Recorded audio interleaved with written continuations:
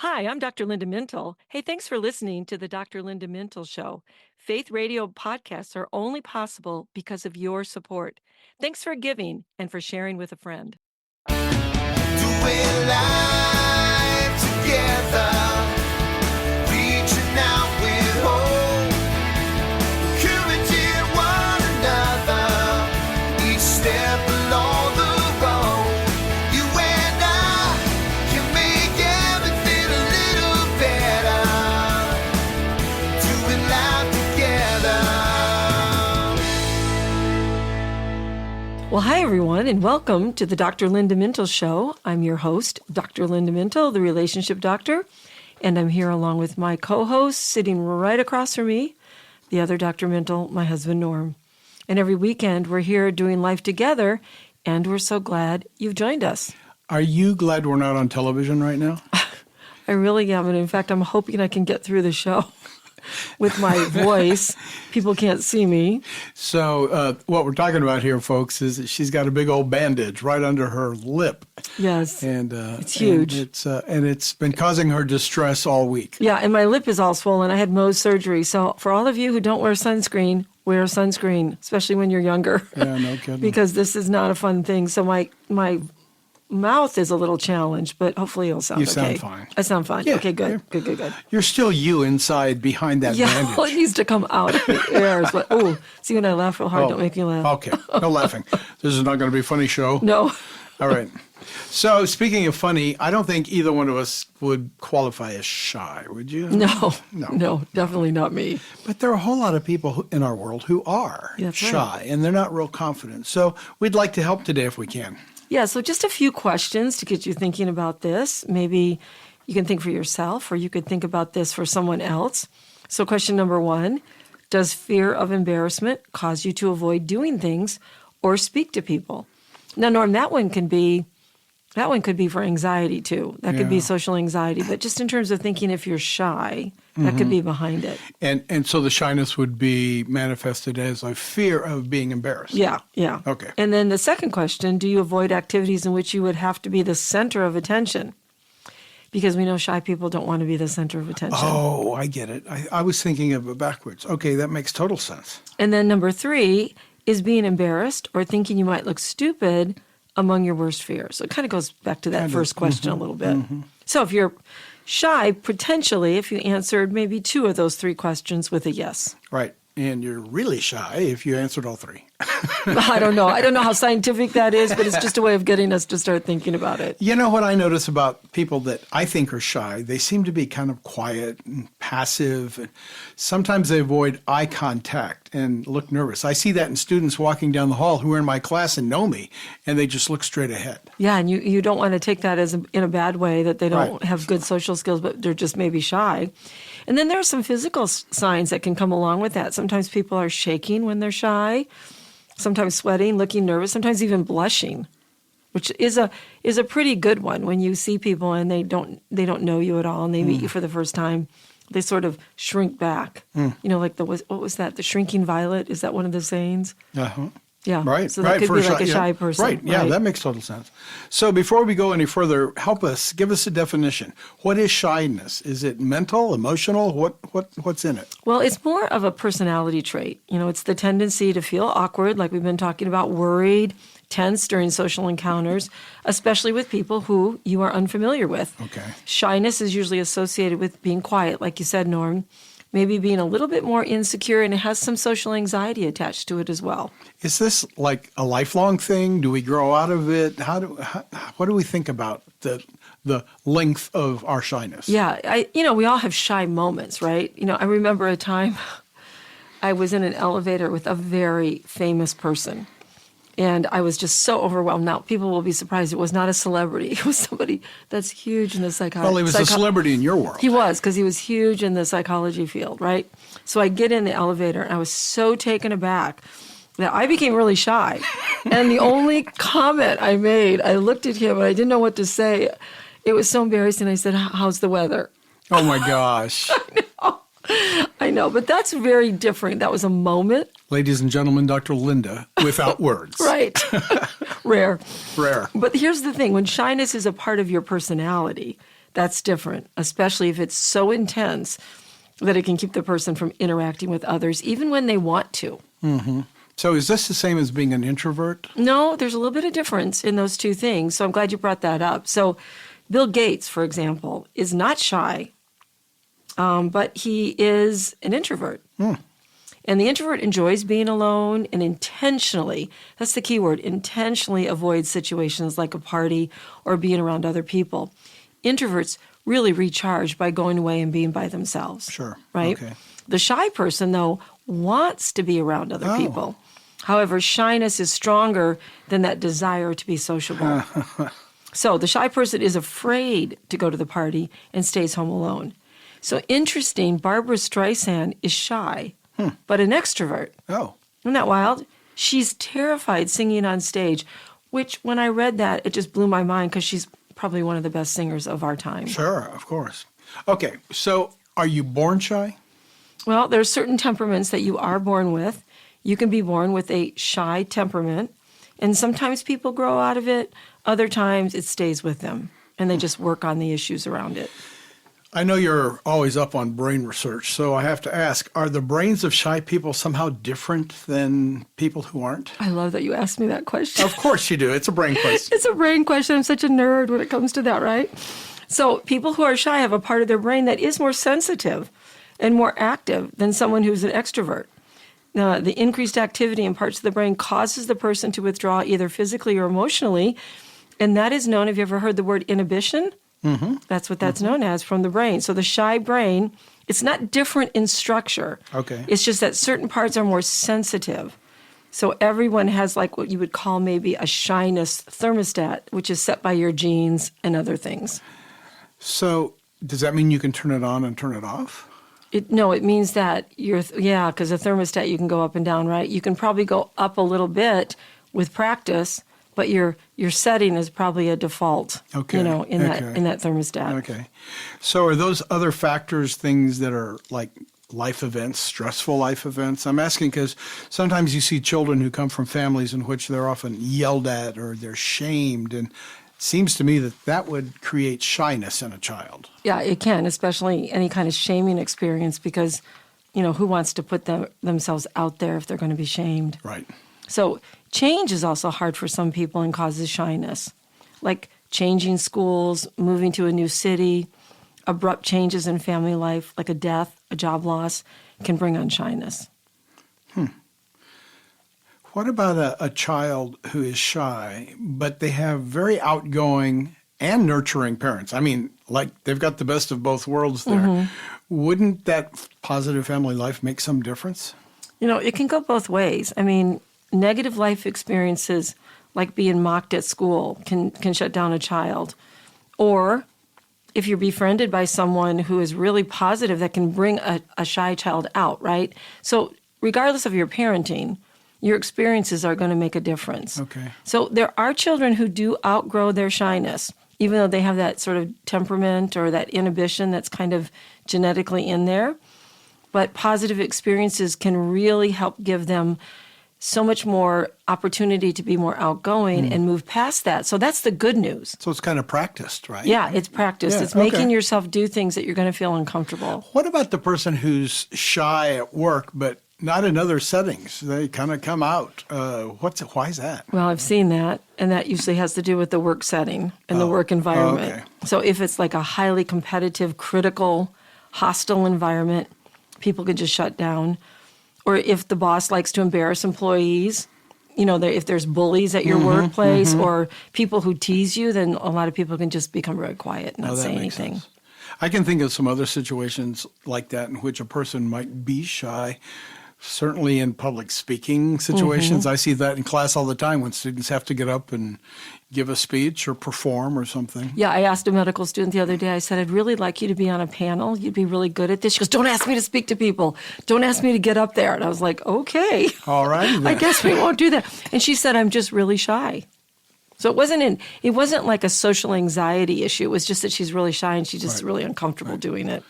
Speaking to someone you find attractive, well, I don't know if that's shyness. That's It could be. Could be, Yeah, I guess. it could be like, Yeah. Okay.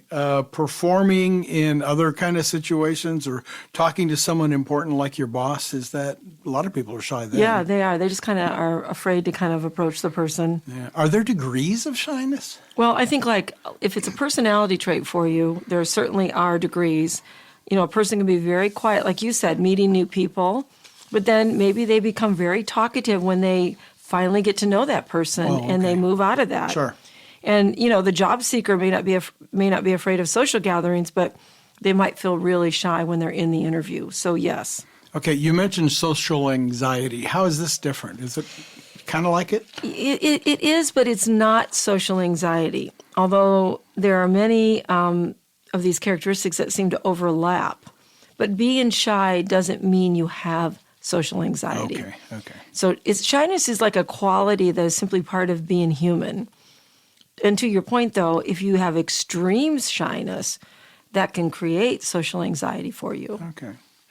Okay, I want to think about some positive things of shyness. Shy Okay. people are usually good listeners, it seems to me, because they're not talking all the time. Yep. They seem empathetic. So when and how does shyness become a problem? I think when it interferes with what you want to do or it causes some type of distress in your life. So if you're canceling social events at the last minute, if you're avoiding situations that could be positive for you, if you don't have any friends, if you're avoiding activities that could be fun, you know, those types of things, if it's creating low self-esteem, if the people around you are real concerned about you, or if you're using excessively the computer, that's not social in nature, and you need face-to-face contact with other people.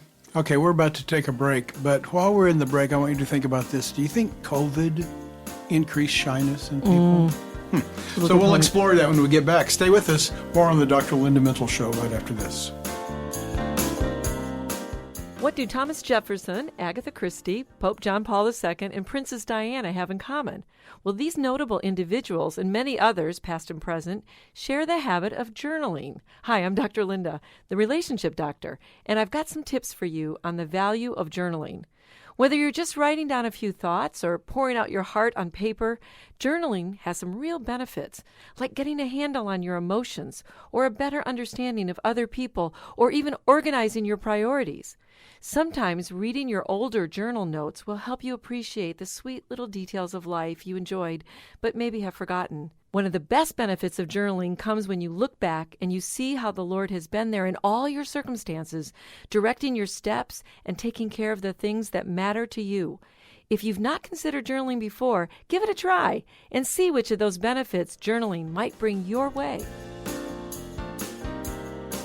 Mother and daughter relationships are powerful, and they impact all our other relationships. Think about it. The way you react with your mom typically is the way you might react with other people. Yet this important bond can be filled with tension when both women try to find their own voice and develop a sense of self. So working through the mother-daughter relationship can be a challenge, but it is so worth the effort. Hi, I'm Dr. Linda Mintle, and I would love to help you navigate this important relationship and strengthen it to the best it can be. That's why I wrote I Love My Mother, But, a book to strengthen the mother-daughter relationship. We all love our mothers, but sometimes we need a little help working through our differences. I Love My Mother, But, available on my website, drlindamintle.com, or online where books are sold. Welcome back to the Dr. Linda Mintle Show, and just a quick reminder, you can follow Dr. Linda on her social media.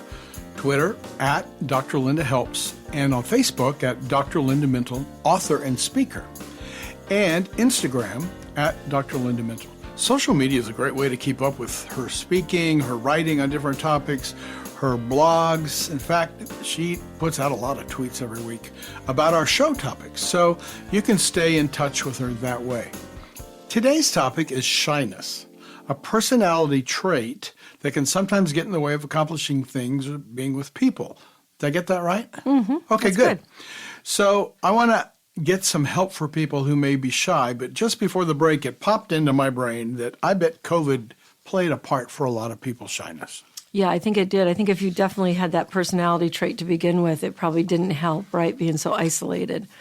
I think more of what we saw, Norm, was a lot of people with just social anxiety after that, because they weren't used to being with people face to face and interacting with people. And you and I, as professors at universities and me at a med school, we have found that this group that has been affected by COVID is less accomplished, I think, in interpersonal relationships than the people before them. Have you? I've noticed that. Oh, tremendous difference. Yeah. You look back over your years of teaching and you see students who now seem more reticent, a little more reluctant. And honestly, I think there were some learning problems during that time because they were left on their own. They weren't in a room stimulated by teachers and fellow students. So we're still paying the price. We're paying the price for COVID. Yeah, we really are. Yeah, we are. So we were talking a little bit about some help here. So, we talked about how a shy person is really slow to warm up to people. So, you just have to think about maybe that person needs a little bit of extra time rather than pushing them really quickly. Right. Because when something is new or it's stressful, it might take them just a bit more time to say, okay, I'm going to force myself to do it, but it's going to be a little harder for me to do that. So, if you're in a room with somebody and they're really shy and they don't want to go over and talk to that person, just tell them, take your time, take a deep breath. When you're ready, go over and talk to them.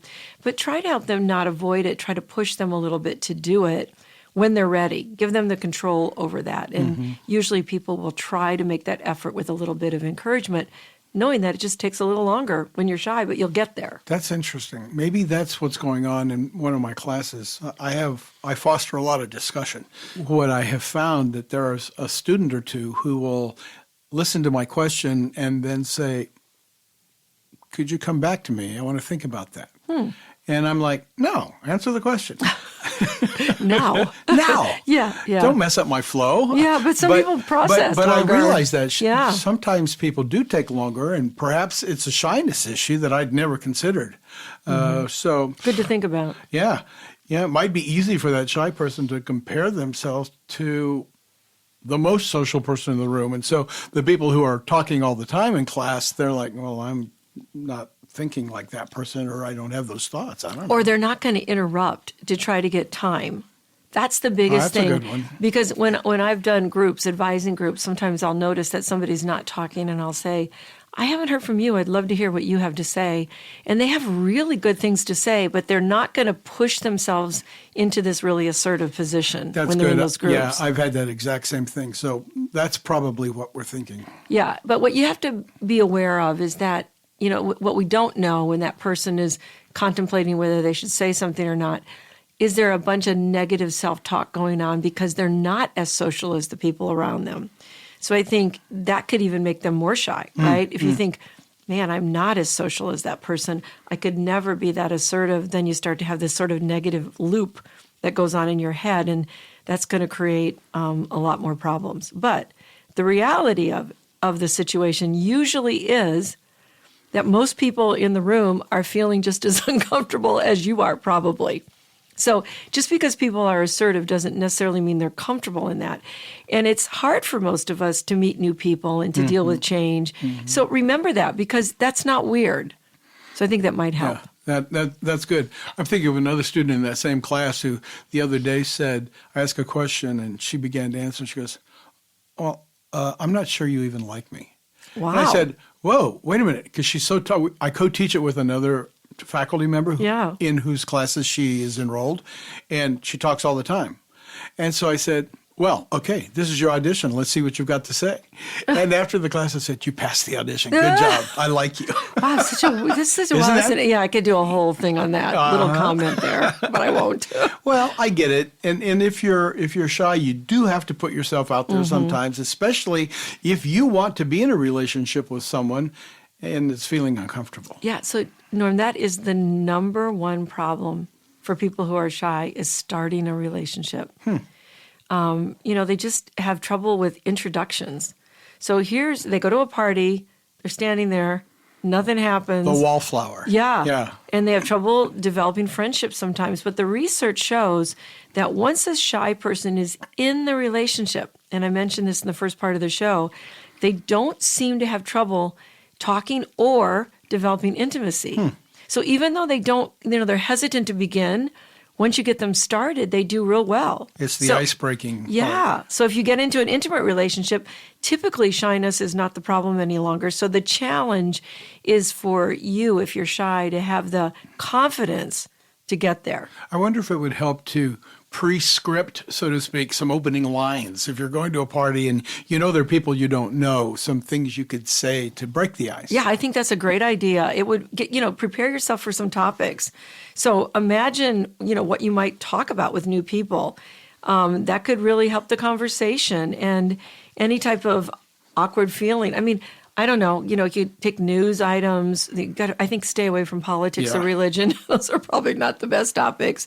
But, it helps to pick a topic like something that you know something about and that you might feel confident in. So maybe you're really up on sports. Yeah. And, that's one our daughter knows a lot about and is a conversation starter with men for her. Sure. Because she starts bringing that up. So, keep up a little bit with what's going on in the world and even in your community so that if you go somewhere, you can be a little bit more conversant in what's happening. Just pay attention to the world around you and bring up something. Do you have some suggestions for people to help them make themselves more approachable? Yeah, number one, smile. Just smile and be friendly. You're more likely to find someone if you smile at them. That's just there's actually research on that, which is crazy to me because you would think that probably would be a natural thing. But if you smile at somebody, it just sort of opens them up and it makes you look friendly and then people will approach you. Well, it's hard not to smile back, right? Right. If someone smiles and looks friendly. And you might approach them, right? Okay, I've noticed that one of the best icebreakers is to ask people personal questions. Yeah, people love to talk about themselves. They do. But that's a good strategy when you don't know what to say, right? Just be really curious about people and what they've done. One helpful technique is to use something we call open-ended questions. Right. So don't ask yes or no questions because that's not real helpful in getting a conversation moving, right? So if you just said, how did you two meet? Or I've been thinking about taking that course. What do you think? Or how do you like your professor? Or, I've got a few vacation days to burn. I need a good weekend getaway suggestion. Just things like that. Anything that would make people talk about their life or their experiences and will start to get the conversation rolling. And people love giving help. They like to be helpful. So that makes a lot of sense. Now, from a biblical perspective, we know that the Bible has answers for our issues in life. What helps us understand shyness from a biblical perspective? I really like 2 Timothy 1:7. I know a lot of people know this scripture, but it's for the Holy Spirit, God's gift, does not want you to be afraid of people. Isn't that interesting? This is the TLB. Yeah, the Total Living Bible. Yeah. But to be wise and strong and to love them and enjoy being with them. Huh.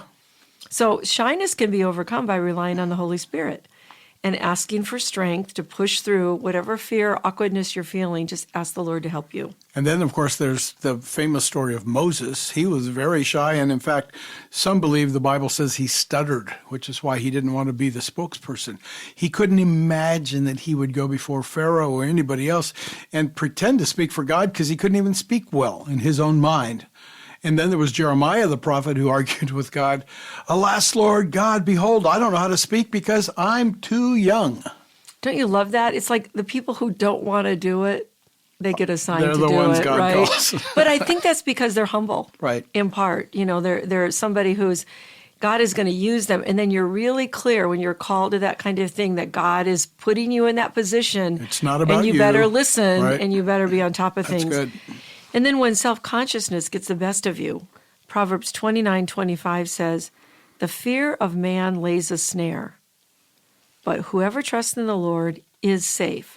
So the basic line here, Norm, is to put your confidence in the Lord with whatever you do, shy or not shy. This is just a really good strategy, isn't it? Yeah, and when we trust in the Lord for all things in our life, I think we gain more and more confidence to move out in the protection that we have in Him. Yeah, that's really good. So with God's power inside you, you can engage with others, even though it's not always easy. Face the anxiety, move through it. With practice, you can develop the self-confidence needed to do the things that you need to do. Well, that's all the time we have today. Many thanks to my co-host Norm Minto, who makes the show a conversation, and to our technical producer Wan Jing Pu, and our editor Katie Sims Wilson. From all of us here at Faith Radio, hey, we'll talk to you again next weekend. In the meantime, remember, we're doing life together, and it's better when you don't have to do it alone. Doing life together.